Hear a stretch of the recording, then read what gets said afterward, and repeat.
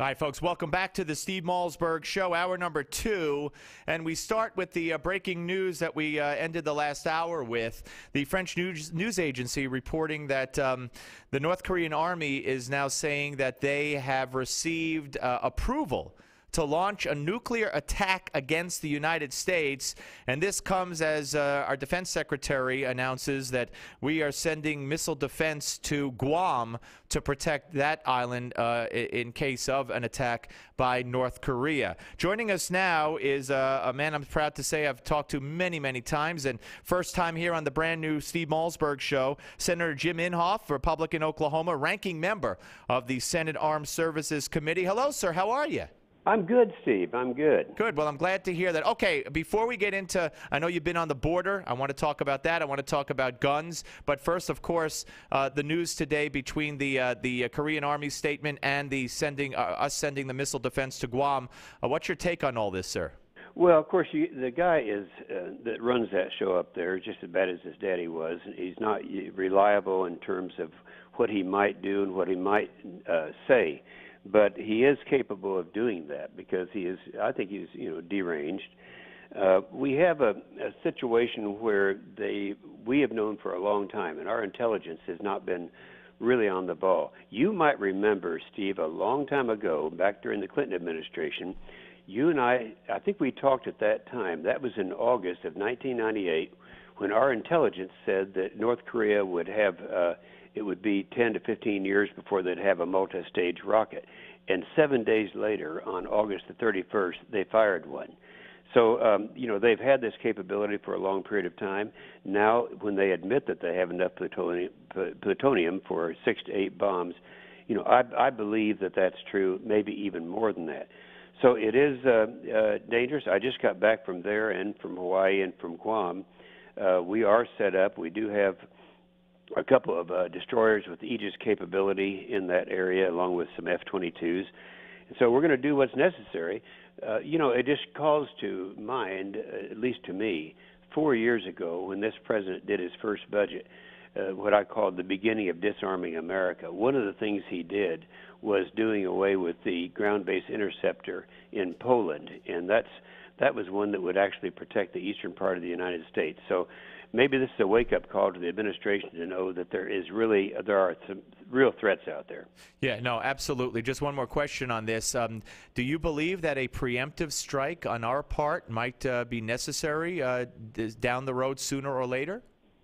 I think we should. I think we should be prepared to do it right now. Now we do have capability of doing some work in terms of the capability we have out there right now with the F-22s and the battleships, and I think something of a preemptive strike from something like that would get their attention. But you never know. You have to know all the details as to where they are. And certainly I don't have that right here on the Mexican border where I am today. Right. All right. Well, we appreciate your input on that, sir. And let's talk about something. And I think Jay Leno made a joke about this last night. The Associated Press has taken out of their style book the term illegal immigrant. They will no longer, not even illegal alien, Senator, but illegal immigrant will no longer be written in AP stories. They just want to erase that from the vernacular altogether. And to me, that is so symptomatic of what's going on. You've been on the border. I know you did something from there with CNN yesterday. What are you seeing there as you spend these days really in the hot spot? Well, Steve, when I look at this, everyone says, and the easy thing to say is, well, we need better border security. Well, that's easy to say, very difficult to do. I'm almost, every time I come back from the border, come back with the conclusion that so long as we supply their demand here in this country, they're going to figure out a way to get through. And I'm talking about with the food stamps, with all the benefits that they have in coming to this country. I actually personally saw a group of 3 coming through the most secure part of our border, and that is the 19 or the 17-foot fence. So while it's important to have that security, still I am concerned about how we're using a lot of our military in that respect when they're already overused after the downsizing that is going on through this administration. So it's a so long as we are offering things on this side of the border, they'll figure out a way to get through. That's my feeling. Well, here you have today, and we're talking to Senator James Inhofe of Oklahoma, the ranking member of the Armed Services Committee in the U.S. Senate. He's down at the Mexican border as we speak.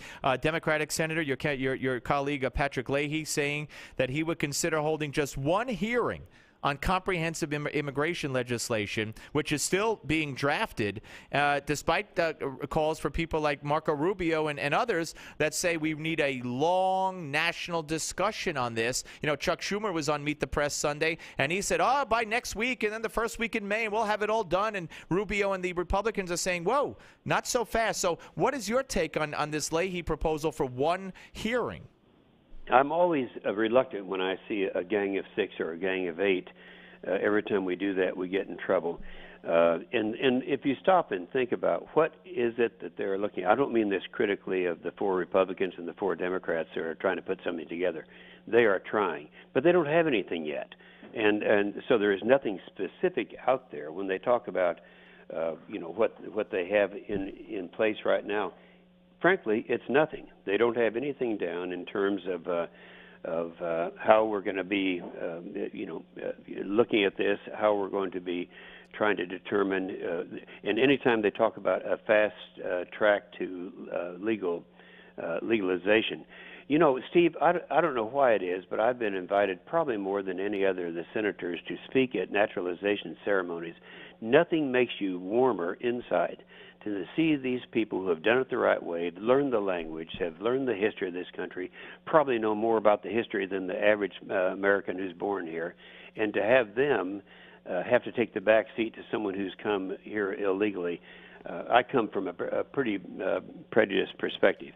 Now, as far as getting something done immediately, Pat Leahy says they're ready to do that, but Marco Rubio was the first to admit, no, we're not ready. We haven't even begun this thing yet. So all the talk about we're ready with something from the Gang of 8, it's not true. Okay, let's move on to guns, sir. And of course, you have announced that you are joining in with Senators Lee and Paul and Cruz and Rubio to stop any further gun control restrictions. You know, today in Connecticut, they're passing all kinds of restrictions that you're going to have a certificate to get ammunition, all kinds of things. And in New York, New York Congresswoman Carolyn Maloney is proposing a bill in the Congress that you would have to have liability insurance before you could own a gun.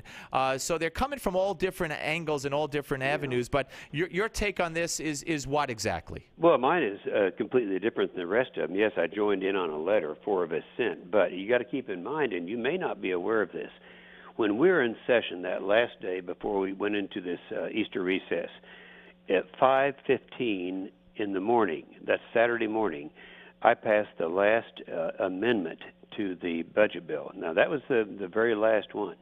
And that one did 2 things. First of all, it kept any type of, on a national basis, any kind of gun control, but specifically on the arms control, on the UN Arms Trade Treaty, stopping that and saying we will not ratify it. Now, you stop and realize I got every one of the Republicans, all 45 of them, plus 8 Democrats, and that's 53. There are 53 people who will not allow us to join in and ratify the UN Arms Trade Treaty, which is, and I'd be glad to talk about that if you want to, but that's a step toward gun control. Yeah, that's one front. That's one front I neglected to mention with Connecticut and Maloney, and I meant to bring up the UN treaty that the General Assembly passed yesterday. Yeah. Yeah, but see what these guys do, it doesn't make any difference. They're not going to pass anything. We now have 53 votes that say we won't ratify the treaty and we won't pass gun control. So I want anyone who's listening to us right now to know that my amendment passed. I don't get many amendments that pass, but I got 3 in one day. That's never happened to me before. But the last one was at 5 o'clock in the morning on Saturday morning. It says we will not be a party to, we will not ratify the UN treaty. Keep in mind it takes 2/3 to ratify. We've got 53 out of 100 saying we won't ratify. So let's not worry about that. It's not going to happen. I got one more for you. And the president's in Colorado today, again pushing gun legislation, and he uses this statistics, Senator Inhofe, that is really getting a lot of criticism now.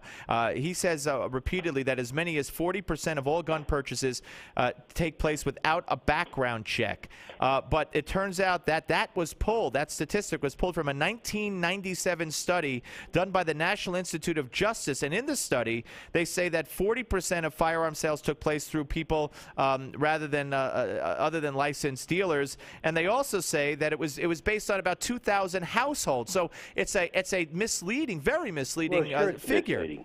Yeah, and remember when they had this great show that after the tragedy in Connecticut, they had the president and the vice president in the big show taking advantage of everyone's tragedies, and I gave the I guess a Fox News response to that. And let's stop and think of it this way. If there's anyone listening to us right now that want the real easy answer to all the pro or the ones who are trying to have gun control, it's all predicated, Steve, on the assumption that the criminal element will obey the law.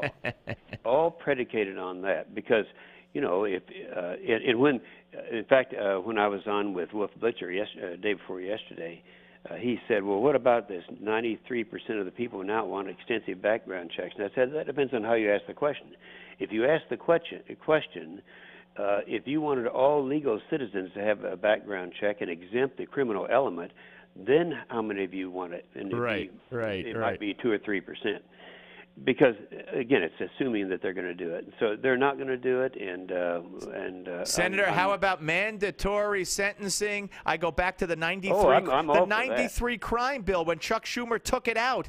10 years if you use a gun, if you show a gun. 20 years if you fire a gun. You know what they say in Chicago to letting people out of jail who have killed people or who have used guns in robberies? They say, we have no jail space. We have to let them out. So as long as that's happening, the laws don't matter anymore. But Steve, I mentioned the one thing you have to keep in mind, that is, would the criminal element decide to obey this particular law? The other thing is, if you want to know whether any types of gun control works, just look at Chicago. Right. You said it.